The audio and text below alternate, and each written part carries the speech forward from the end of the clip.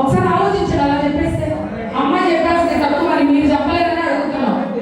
తెలుసు మీకు చెప్పండి, అవునా కదా? తర్వాత అమ్మాయి చెప్తుంది.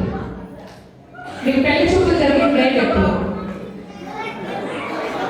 ఒకసారి గుర్తు చేసుకోండి.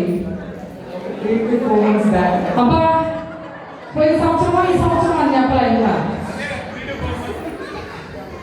డేట్ చెప్పాయో ఎంత? September 9th. చూసారా మా అమ్మాయికి ఎంత ప్రేమ? చూసారా? లేదు మేడం, ఇక్కడ చాలా మంది పెద్దవాళ్ళు ఉన్నారు. సెప్టెంబర్ 9th అంట. కరెక్టేనా? కరెక్టేనా? కరెక్టేనంటండి. డేట్ ఎలాగో గుర్తులేదు, వదిలేయండి. పెళ్లి చూపుల రోజు అనిత వేసుకున్న డ్రెస్ కలర్ ఏంటి చెప్పండి చాలు. ఆ రోజు అనిత వేసుకున్న డ్రెస్ కలర్ అయినా చెప్పండి, పర్లేదు, సర్దుకుంటాం. ఒకసారి కళ్ళు పూసుకొని ఊహించుకోండి పెళ్లి చూపుల రోజు. ఫ్యాన్ చెప్పండి. కాదా? ఇది కూడా బాగా అబద్ధాలు చెప్పకూడదు సార్, ఆడపిల్లలు ఉంటారు. ఎందుకు? ఏం కలర్ అనిత?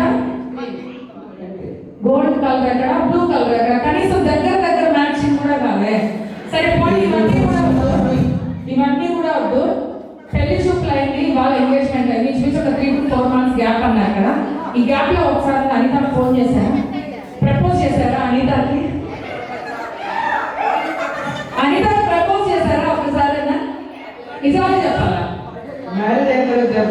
అబ్బా మ్యారేజ్ అయిన తర్వాత చేద్దాం. మ్యారేజ్ అయిన తర్వాత చేస్తే కిక్కేం ఉంటుంది చెప్పండి.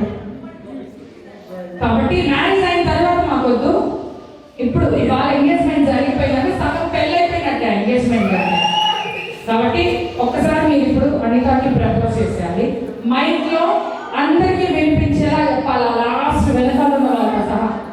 ఏ ఒక్కరికి వినిపించకపోయినా 1 more చెప్పిస్తాను, తర్వాత మీ ఇష్టం.